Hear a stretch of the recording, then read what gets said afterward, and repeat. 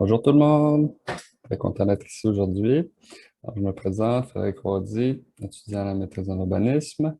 Je vais vous présenter aujourd'hui un travail de recherche que j'ai fait sous la direction de M. Franck Scherrer. Donc, c'est un travail dirigé que j'ai intitulé Évaluation du potentiel de valorisation thermique en contexte québécois. Comment intégrer cette source d'énergie à nos cadres urbanistiques? Euh, En fait, c'est un projet qui a été sélectionné par l'Observatoire Ivanhoe-Cambridge pour son potentiel d'innovation urbaine, notamment en termes d'énergie. Donc, étant donné qu'on a seulement 15 ou 20 minutes, je vais me lancer directement dans le vif du sujet. C'est une recherche qui s'est faite en deux temps. Dans un premier temps, c'était une recherche à laquelle j'ai participé par l'entremise d'un contrat d'auxiliaire de recherche, une recherche qui a été mandatée par Transition énergétique Québec, qui s'intitulait L'évaluation du potentiel de valorisation des rejets de chaleur au Québec. La recherche portait sur la valorisation des rejets de chaleur, autrement appelée la chaleur fatale, comme on peut voir sur le premier schéma. Dans la consommation industrielle, on a souvent une chaleur qui est utile pour la production, puis une chaleur qui est utilisée, mais qui n'est pas utile finalement, qui pourrait être valorisée, qui est rejetée seulement dans l'air comme ça, sans aucune manière de la mettre en valeur.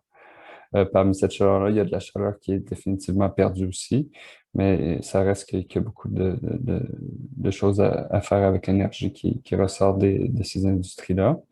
C'est un peu quelque chose qui prend place dans une mentalité liée à l'économie circulaire, donc d'utiliser un déchet puis le mettre à profit pour une deuxième vie, lui donner, l'utiliser comme ressource finalement.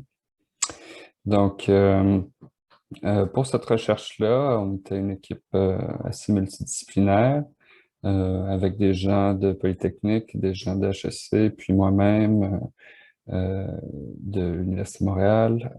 Mon rôle, c'était principalement de m'occuper de la cartographie sur le projet, donc avec les logiciels QGIS. Donc, moi, mon rôle, c'était plus d'amener l'aspect urbain, l'aspect plus aménagement et pratique, qui était moins là parce que les gens étaient plus des ingénieurs, donc ils avaient peut-être moins les connaissances à ce niveau-là. Donc, moi, avec mon bagage en géographie, en urbanisme, je suis venu combler ce manque-là. Puis, euh, c'est aussi, je dois dire, c'est une recherche qui n'est pas terminée. C'est une recherche qui s'est échelonnée sur presque un an. En fait, on a commencé en juillet dernier, puis on va remettre la version finale au mois de juin. Donc, la deuxième partie de cette recherche était mon travail dirigé, que j'ai effectué sous la supervision de M. Franck Scherrer. C'est un travail qui n'est pas encore terminé à 100% non plus, mais ça approche grandement. L'objectif de ma recherche, de mon TD, c'était de donner un angle aménagé justement à la recherche de TEQ qui était plutôt axée sur les aspects techniques. Donc, il y avait une vision qui était assez limitée au niveau pratique, au niveau d'impliquer ça dans des sphères d'urbanisme, puis des questions plus pratiques de comment utiliser ce qu'on a calculé au niveau technique, qu'est-ce qu'on fait avec ça une fois qu'on a l'énergie, comment on la valorise dans l'espace, dans nos pratiques urbaines. Donc, c'est toute une réflexion qui est sous-jacente à cela parce que c'est un phénomène qui est assez récent, la valorisation thermique au Québec. Il y a des initiatives qui avaient lieu, mais maintenant, c'est d'amener ça à un autre niveau, en fait, puis d'essayer de normaliser un petit peu la valorisation thermique dans toutes les sphères l'aménagement au Québec. Donc, ça implique beaucoup de choses, que ce soit l'analyse de nos cadres outils urbanistiques. Il faut amener ça à un niveau qui va nous permettre de vraiment comprendre comment on peut réellement utiliser puis mettre à profit ce potentiel-là. Donc, bref, brève mise en contexte de qu'est-ce que la valorisation thermique. Son origine, ça vient principalement des villes nordiques en Europe qui utilisaient les réseaux de chaleur qui utilisent encore d'ailleurs pour se chauffer.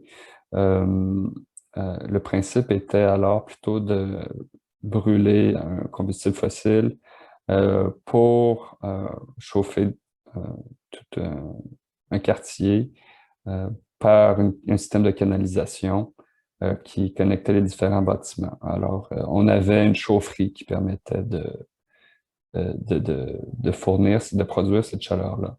Ce qu'on ne cherche plus aujourd'hui avec les nouveaux systèmes qui vont marcher avec la valorisation d'énergie thermique, comme on va en parler ici. Donc, comment ça fonctionne? En fait, c'est quelque chose qui est assez simple. La chaleur, c'est quelque chose qui peut pas se conserver extrêmement bien, du moins pas à faible coût.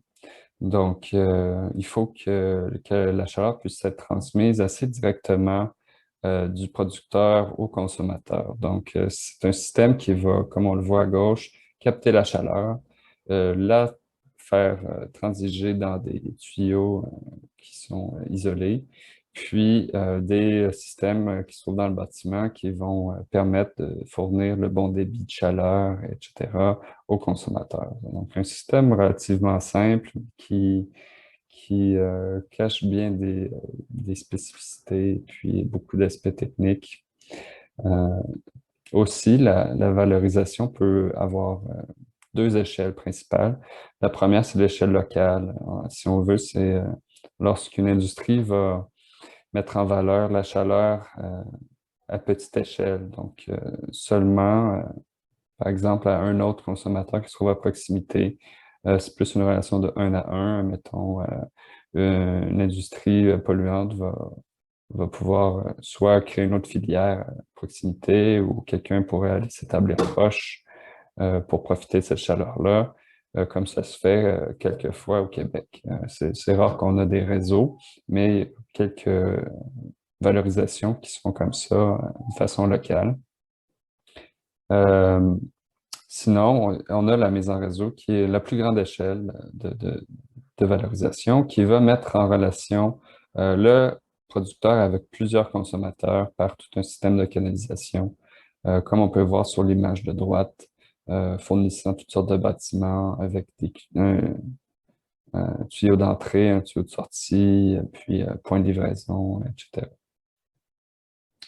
Donc, comme je disais un peu plus tôt, les, euh, les réseaux thermiques, c'est quelque chose qui a évolué beaucoup avec le temps. En fait, ça a commencé dans les années 1800, fin des années 1800, ça marchait avec la vapeur. Ça a évolué vers l'eau chaude parce que c'était beaucoup plus pratique, beaucoup plus malléable comme source, comme vecteur. Puis maintenant, dans la troisième génération, mais on tend plus vers les quatrième et cinquième. La cinquième est encore en développement, mais la quatrième commence à prendre forme avec quelques initiatives. En fait, ce qui va différencier les quatrièmes et cinquièmes des autres auparavant, c'est les basses températures qui sont utilisées pour mettre en valeur les rejets. Donc, on va pouvoir utiliser de l'eau à basse température pour chauffer ou même pour refroidir des bâtiments. Puis, ce qui est intéressant surtout, c'est que les sources de chaleur ou de fraîcheur vont être issues de valorisation thermique ou de sources renouvelables. Pour la fraîcheur, on peut utiliser le fleuve ou une diversité de sources qui peut être mise à profit. Donc, c'est principalement ça. Puis, c'est ce qui va nous intéresser, nous, c'est les quatrième et cinquième générations, parce que les générations d'avant, sont pas très éco-énergétiques, puis finalement, ne présentent pas beaucoup d'avantages pour nous. Malgré que certains systèmes pourront être convertis ultérieurement vers d'autres sources de chaleur pour être plus propres, mais c'est pas ce qui va nous intéresser ici. Donc, c'est quoi les avantages de la valorisation thermique? Au Québec, c'est principalement de combler la demande en énergie lors des pointes hivernales. Qu'est-ce qu'on entend par pointe hivernale? C'est quand toute la consommation se fait dans des courts moments. Par exemple, les gens vont chauffer beaucoup en rentrant à la maison après le travail. Il va y avoir une grande demande. Euh, les gens vont utiliser beaucoup d'appareils électroménagers. Donc, le système ne peut pas fournir assez, puis on doit aller chercher de l'énergie ailleurs. Ce qui fait que l'énergie qu'on va chercher ailleurs, souvent, elle est polluante. Parce qu'on va la prendre, par exemple, des États-Unis ou de l'Ontario, qui, eux, vont la produire de façon autre que nous. Nous, avec l'hydroélectricité, on est assez propre, mais on a un petit problème quand vient le temps des pointes hivernales. Donc, c'est certain que aussi, ça peut nous permettre des réductions au niveau des gaz à effet de serre et d'atteindre des cibles environnementales, parce que malgré l'idée qu'on a souvent, l'hydroélectricité ne fournit pas tous les bâtiments. Il y a encore une partie importante des bâtiments, notamment industriels, commerciaux et institutionnels, qui s'alimentent à partir de ressources non renouvelables, dont le mazout, le gaz naturel, le charbon, etc., qu'on peut voir sur le schéma à droite. Donc, il y a beaucoup d'améliorations qui peuvent être faites à ce niveau-là. Il y a également la résilience qui peut être acquise par ça. Donc, on peut penser que ça nous permet de mieux réagir en temps de crise. Si on imagine une deuxième crise du verglas, ben là, on va avoir un système indépendant, celui d'Hydro-Québec, qui va être capable de combler certains besoins. Puis également l'indépendance énergétique, parce que si on n'a plus besoin d'aller combler nos pointes ailleurs, ben, ça nous permet une autonomie entière. Finalement, un aspect très, très intéressant aussi de la valorisation thermique, c'est la réduction des îlots de chaleur. Parce que on va prendre une chaleur qui est très intense dans l'espace, puis on va la redistribuer chez différents consommateurs, ce qui va faire en sorte que les îlots de chaleur sont beaucoup moins importants, puis ont beaucoup moins de conséquences qu'on connaît. Donc, c'est quoi le potentiel au Québec? Le MRN a estimé en 2014 qu'on avait plus que 60 TWh de chaleur fatale en pure perte. Donc, ça, c'est l'équivalent du tiers de la consommation d'énergie du secteur industriel au Québec. Donc, c'est immense. Faut quand même mentionner que c'est pas toute la chaleur fatale qui peut être revalorisée, mais certainement une partie importante. Donc, très intéressant de voir cette mine d'énergie-là. Puis, pourquoi on ne l'a pas valorisé plus que ça au Québec alors que les Européens l'ont fait? C'est un peu notre contexte qui va expliquer ça. Puis, la présence de l'hydroélectricité, certainement, puis d'Hydro-Québec, qui a un monopole sur notre consommation, ou pratiquement.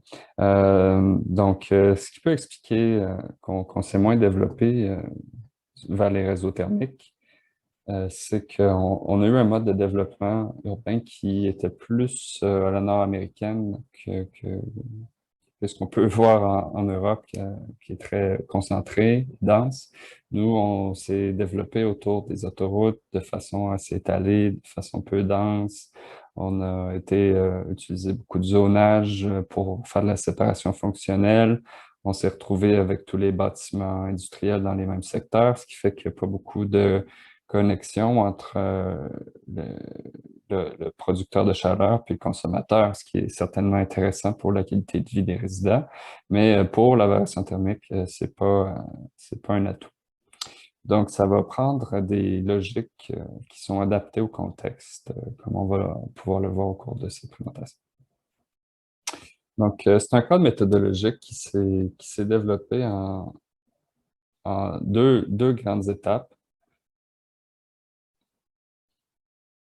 Donc, dans un premier temps, euh, ça a été une méthodologie quantitative qui s'est faite en 3 temps.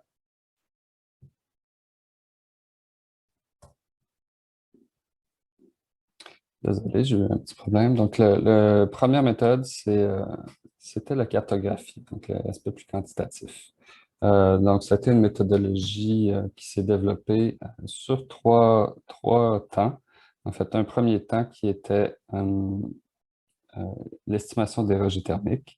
Donc, par des calculs de base de données, la recensement des sondages, la localisation XY des points, l'attribution de valeurs par rapport au type de rejet, gaz, liquide, la puissance de la chaleur, etc. On a pu attribuer des valeurs à différents points dans l'espace. Puis ensuite, on a pu estimer les besoins thermiques en fonction euh, de des besoins que vivent les bâtiments, en fait, en fonction de leur surface de plancher.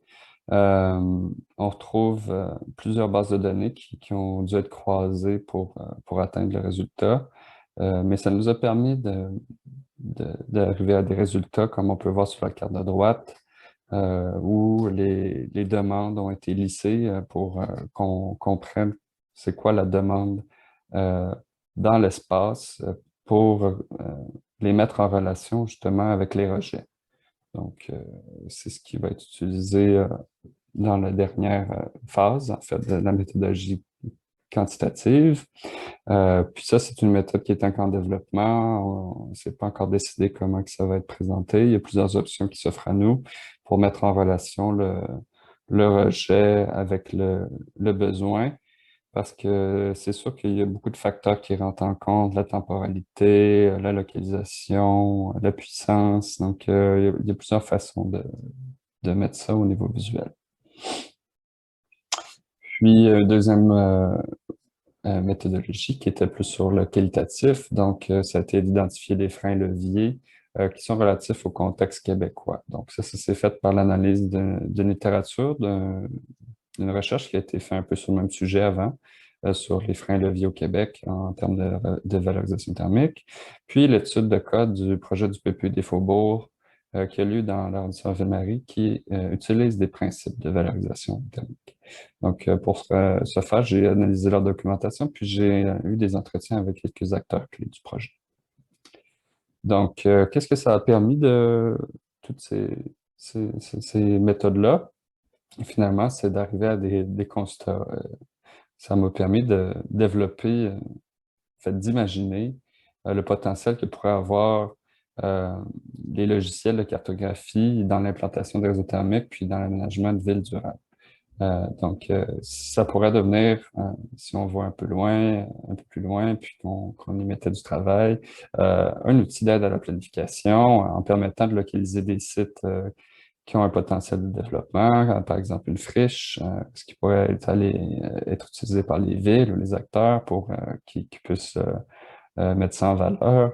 On pourrait aussi imaginer qu'il y aurait une identification, tous les règlements d'urbanisme, les risques liés au territoire, les différentes orientations liées à cet espace-là. Par exemple, si un PPU, ça pourrait être dessus, différentes choses qui pourraient être tout intégrées dans le logiciel puis qui permettraient de faciliter la planification.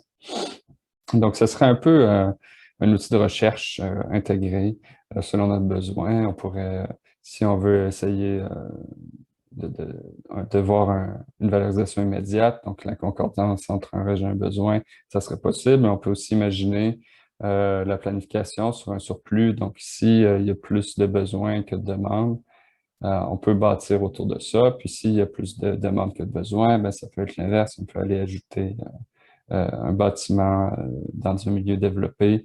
Par exemple, un centre de données pourrait être implanté, puis fournir de la chaleur, de toutes sortes de réflexions qui peuvent être faites. Au niveau qualitatif, ça permet beaucoup de cibler les freins. Donc, les freins au Québec, il y en a plusieurs, dont le faible coût de l'énergie, la méconnaissance de la source d'énergie et les idées préconçues, qui est un manque d'expertise au Québec, le flou lié au municipal en termes d'énergie. Donc, euh, c'est un pouvoir qui n'est pas défini assez clairement pour que les municipalités puissent le mettre en valeur. Souvent, c'est quelque chose qui ressort. Le fonctionnement municipal, qui voit souvent un manque de ressources financières et humaines, fait en sorte que c'est relayé au deuxième niveau de priorité, puis c'est quelque chose qui va souvent euh, prendre le bord parce que finalement, il n'y a pas assez de temps ni d'argent pour mettre ça en valeur. Puis, on peut penser au travail en silo qui est souvent vécu par les différents secteurs de développement, par exemple la voirie, que ce soit les gens qui travaillent dans les canalisations, dans l'électricité. Il y a toute une spécialisation des tâches qui fait qu'il n'y a pas une coopération qui est intégrée dans nos façons de faire.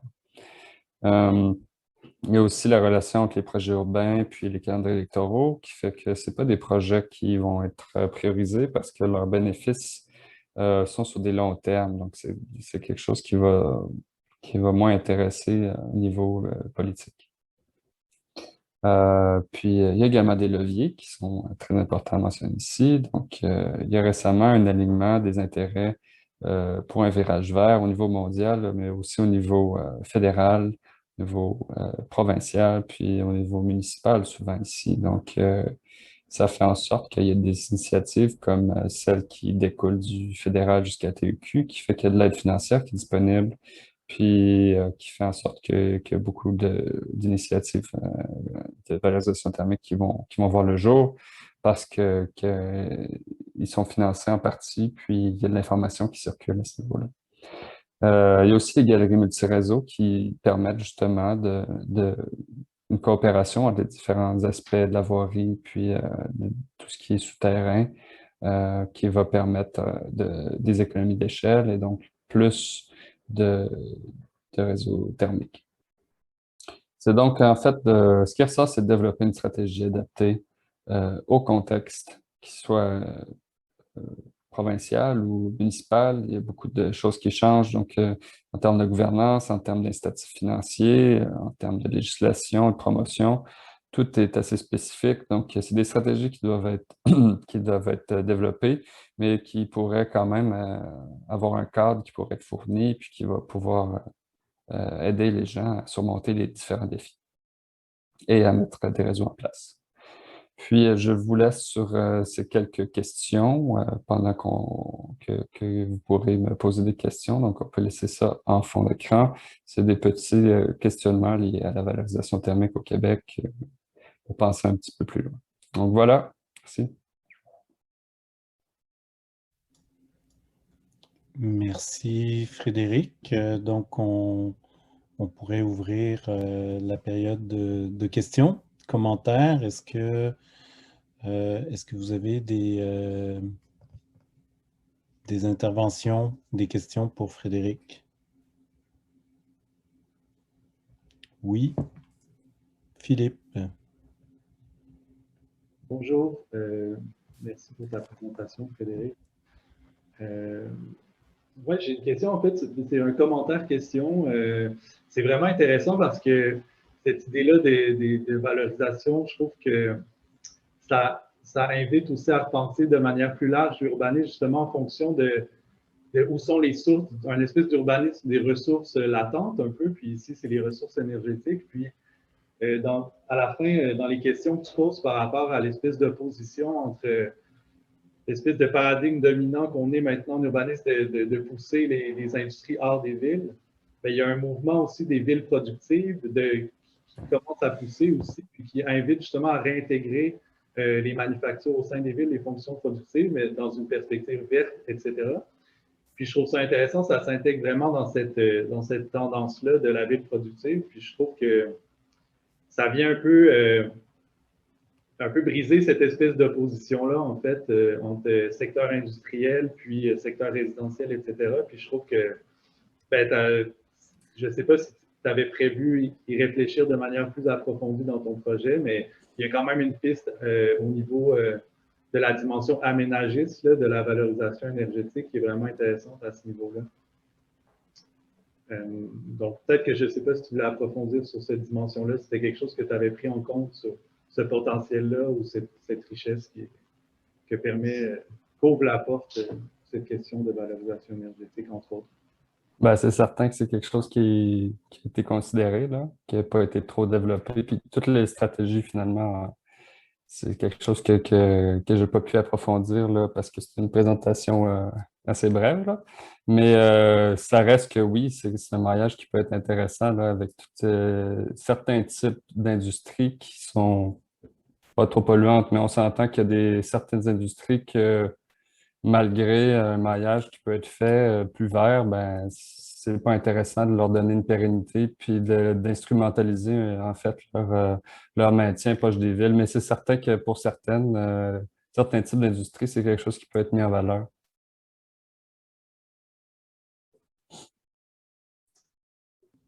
Oui, ben merci. Une autre question ou commentaire? Oui, je me permets. Permettez-vous? Oui, Je vous en je suis de la ville de Montréal, puis évidemment,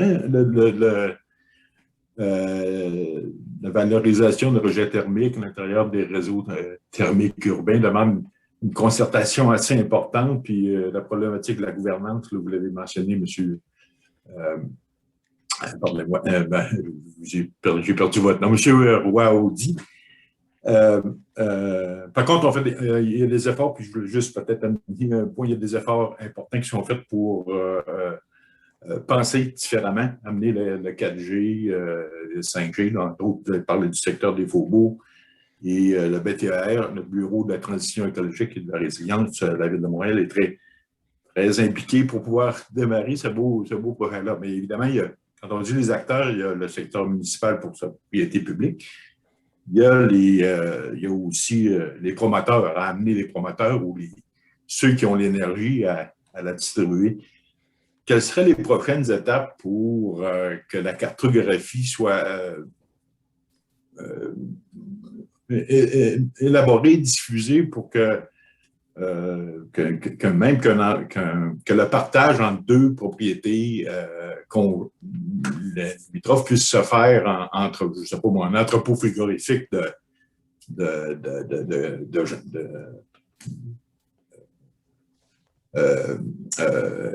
soit intéressé à vendre son énergie à une copropriété. Je pense que si l'information est disponible, peut-être que ça amènerait aussi la collectivité à faire les mêmes choix. Ben, c'est certain que c'est ça l'objectif de Transition énergétique Québec. L'idée, c'est de mettre ça à disposition de tout le monde pour que justement le plus de participants puissent aller mettre leur grain de sel, puis justement qu'ils puissent nous transmettre leurs informations, qui puissent être ajoutées dans nos logiciels, qui peuvent être en fait dans nos bases de données, puis que ça fait en sorte qu'il y a de plus en plus d'interactions. Puis ben, c'est certain que le logiciel il est en développement. Là. On travaille avec le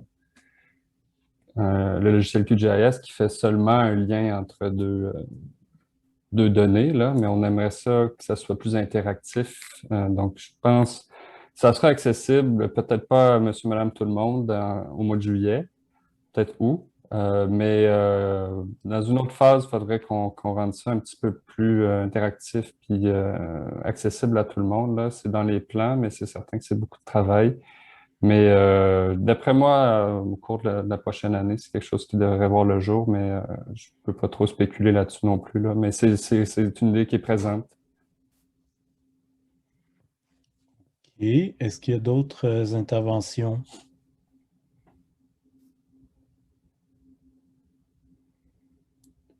Je vais m'en permettre une, si vous voulez.